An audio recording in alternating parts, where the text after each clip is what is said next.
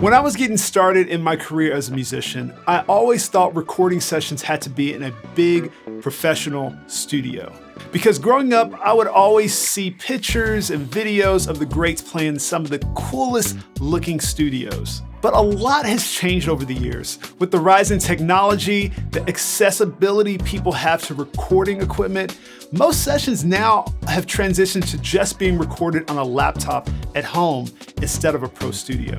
Which for some people is a bit of a bummer, and for some, it's a great thing, because now we don't have to physically be at a studio to do recording sessions. But many times I've heard from many musicians that they don't have enough money to buy gear to get started in recording, which isn't as valid as it used to be.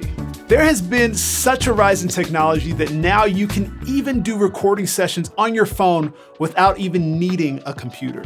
So, today, I'm gonna test this out to see if you can do pro recording sessions on your phone.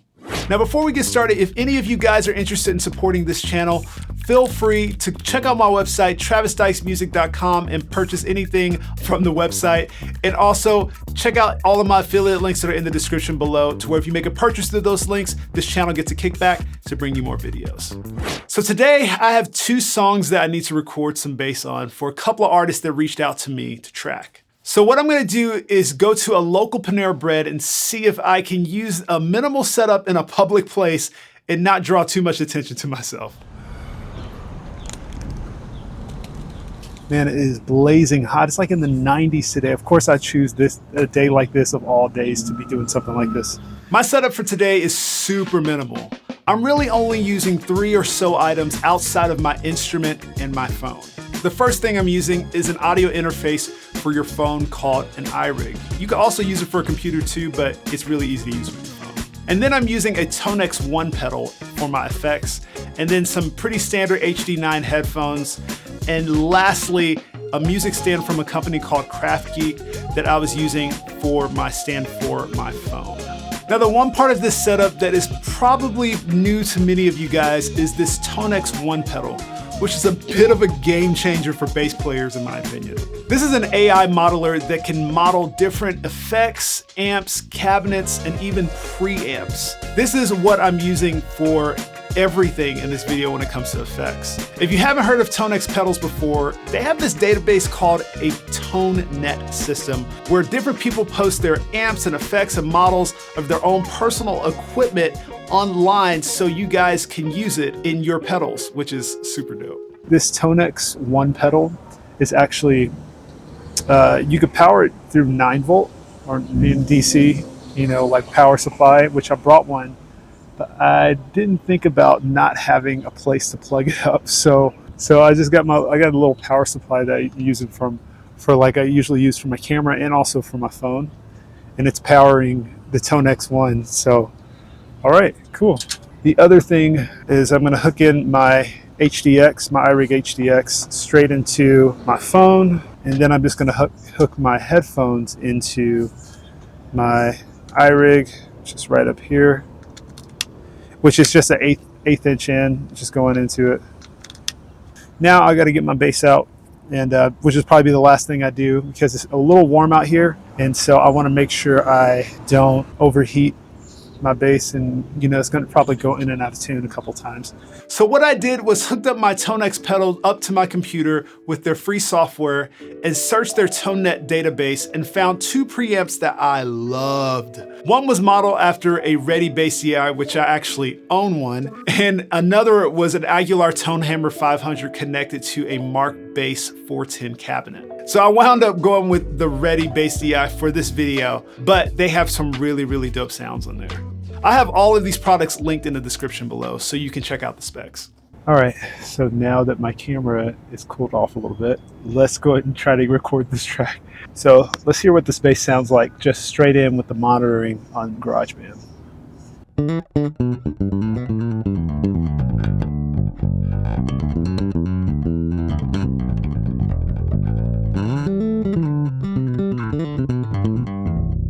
Sounds pretty good. Sounds pretty good. So now let's try and start doing some takes on here. But I just got this new stand. It's like a music stand. It's just right in my backpack. It's just like this. And it folds out. Boom. So easy. And put this just right here. So let's take a listen to what this track sounds like.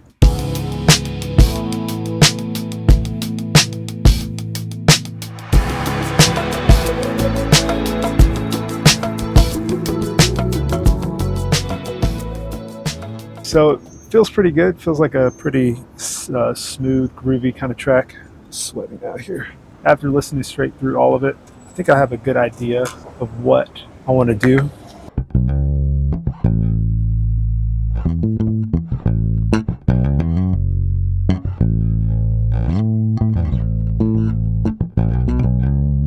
Something like that maybe. But I think I will probably start at the chorus because it feels like the bass should emphasize that section a little bit more. So let's just start at the top and let's see what we get.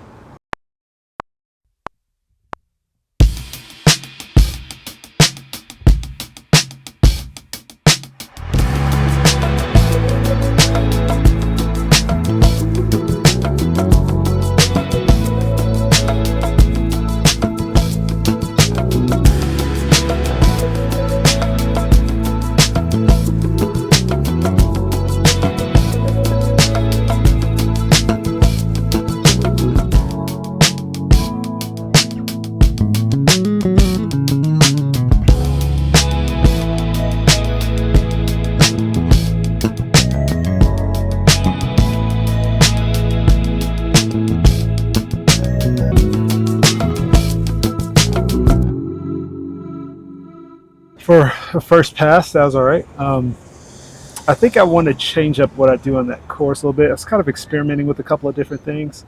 So what I'm going to do is I'm just going to duplicate that track and I'm just going to do another one and see if it's any better.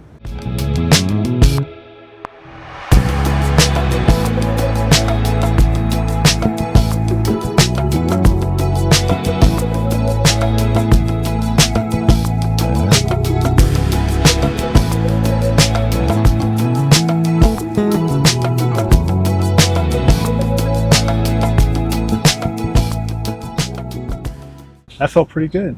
I think I'm okay on this one, and we're just going to move on to the next one. Now, the recording software I'm using on my phone is GarageBand iOS, which is actually a pretty powerful phone software if you know how to use it. So the first thing I did was set up my session for both of my songs and imported my reference tracks that were sent to me. If you want more details on how to do this and how I did this on my phone, there's a great video from a channel called GarageBand Guide that I'll have linked in the description if you're interested.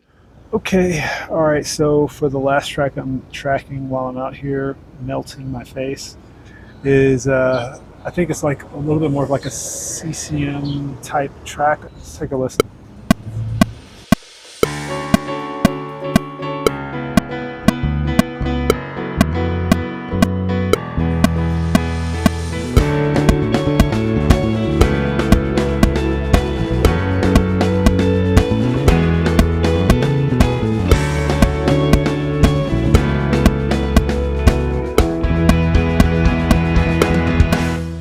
All right, I think I catch a little bit of the feel. I think I need the drum track. The producer sent me the drum track for this, so I'm gonna see if I could just import that in.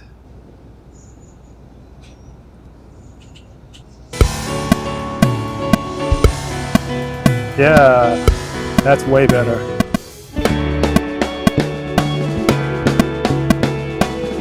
Okay, I think I want to go higher right there, like kind of like a higher thing. Because it feels like very light. The drums are just on the snare drum. It's very light, so I want to probably do something kind of light as well. And so a way that I always like to do something light is to play up an octave. Maybe a little muted with my left hand too.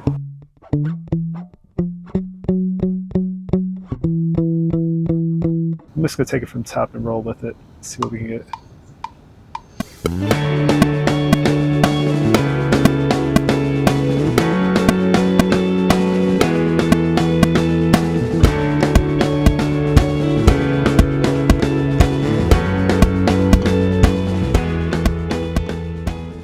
really nice about this on GarageBand is that I was able to cut and splice sections on the tracks that I needed to fix specific parts on, just like I would on my computer. One thing that I figured out when I was tracking is that I could record multiple tracks for different takes, which is normal in most recording software, but not normal on a phone. Most phones are pretty limited in what you can do like that.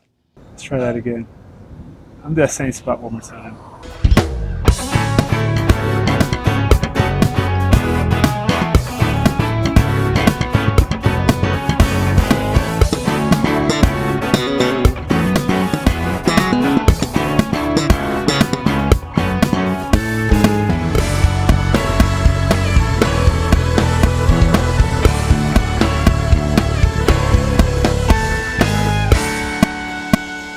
Okay, all right, I think I know what I'm gonna do with this bridge.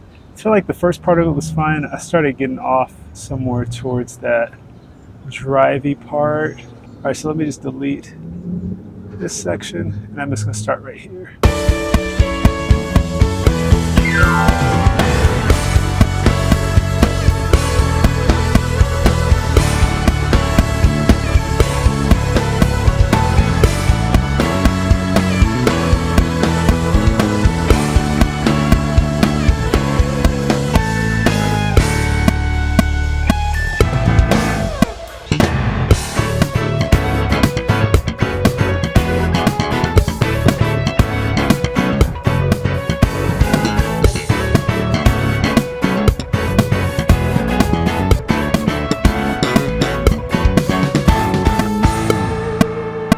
All right, that felt pretty good. The last part, I think I could probably tighten them. I think it's just 1-1-1 at the end.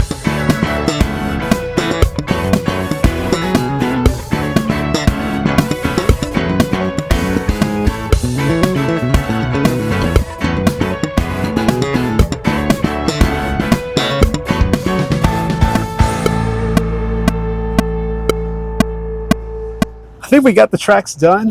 So now, honestly, this is pretty much it. Now I'm gonna try and, this is so hot out here, I'm gonna try to export them when I get back to the house. So let's go back to the studio and see what we can do to export these.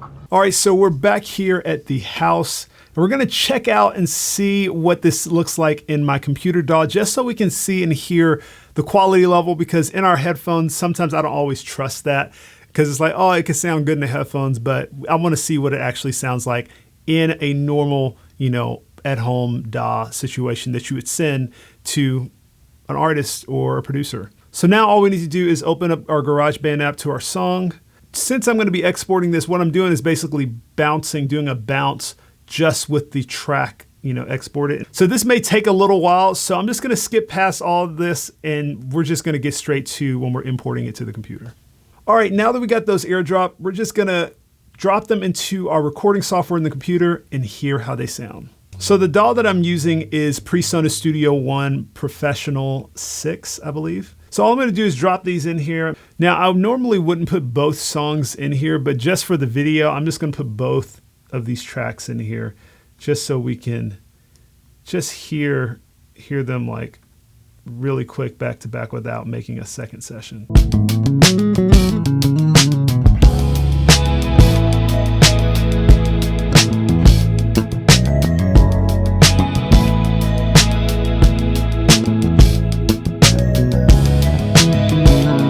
I'm not gonna lie, that actually sounds pretty good, because all that was the Tonex one into an iRig HDX and then into my phone in GarageBand. And that actually, honestly, if I set that to a mixer, I feel like, especially for this vibe, they would be very happy with that. Now, something you're probably noticing by looking at this screen, my screen, is that it bounced the track in stereo, but it's okay, especially in your DAW. You can always convert it to mono if you want to change it back to mono. Now, if you don't have a DAW like this, most mixing engineers, when they get the track, they can do it themselves, because they're not going to be mixing on a phone. I can guarantee that. And so they could definitely make it mono and make it a little bit better, especially producers as well. So let's check out the other track and see what it sounds like.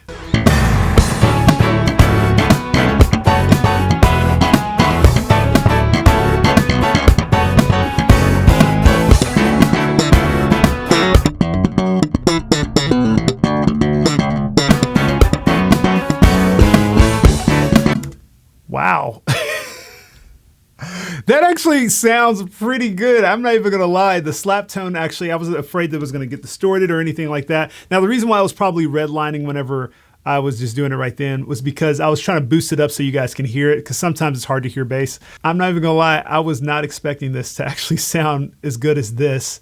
But let me know what you think in the comments below. I'm curious of what you guys think of the sound of this, is, and what you think about recording on an iPhone and just the quality. I want to hear what you guys have to say. The reason why I wanted to do this video today is because I wanted to show that it doesn't take having a really expensive or elaborate setup to record and get a good final product. Most of my life, I haven't had the ability to buy gear as much as I wanted to. But what I learned is how to make what I have work so I can get those things that I've always wanted.